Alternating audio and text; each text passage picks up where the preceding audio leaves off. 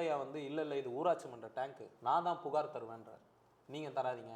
உடனே அங்கே இருக்கிறவங்களும் என்ன சமாதானம் பண்ணுறாங்க, அவர் சொல்கிறது சரிதான், ஊராட்சி மன்ற தலைவர் சார்பாக கொடுத்தா இன்னும் எஃபெக்டிவாக இருக்கும் கம்ப்ளைண்ட்டுன்னு அப்படின்னு சொல்கிறாங்க. ஆனால் மக்கள் வந்து அந்த தண்ணியை வந்து சுத்தம் பண்ணுறதுல இன்னும் கன்வின்ஸ் ஆகலை. அப்போ பிடிஓ என்ன பண்ணுறாரு, நான் அதிகாரி, நான் சொல்கிறேன் தண்ணியை வந்து இது பண்ணுங்கன்னு வால்வை திறக்கிறாங்க. முடியல, பைப் அறுத்து 5 முறை ப்ளீச்சிங் பவுடர் போட்டு எம்எல்ஏ எல்லார் முன்னிலையிலையும் இந்த காரியம் நடக்குது. இப்போ அந்த எடுத்து வச்சிருந்த அந்த சாம்பிளை கூட என்ன பண்ணிடுறாங்க, கொண்டு போய் தூக்கி போட்டுடுறாங்க. இப்போ நம்மக்கிட்ட சாம்பிள் எதுவுமே இல்லை, 5 முறை கழுவிடுறாங்க.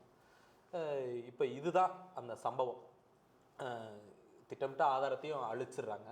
இப்போ இவர் இந்த ஊராட்சி மன்ற தலைவர் வந்து சொன்னபடி அவரும் புகார் தரலை. இவங்களும் இன்றைக்கி தருவாங்க நாளைக்கு தருவாங்கன்னு தரவே இல்லை. கடைசியில் இவர் கனகராஜன்றவர் போய் புகார் தரார் காவல் நிலையத்தில். அதுதான் வழக்காக பதிவாகுது, வேங்கை வயல் வழக்கு. இதுக்கு பின்னாடி தான் அந்த வீடியோ வைரல் ஆகிறது. கலந்த அந்த விஷயம் வந்து கொஞ்சம் நாட்கள் கழித்து தான் அது பேசு பொருளாகுது தமிழ்நாடு முழுக்க, இந்தியா முழுக்க. ஏன்னா இது வந்து ஒரு புதுமையான வன்கொடுமை.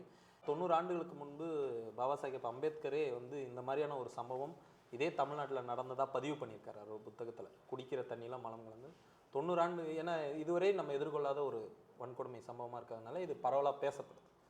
அதன் பிறகு தான் எல்லாரோட கவனம் அந்த இடத்துல வருது. இதுதான் இந்த வழக்கோட பின்னணி.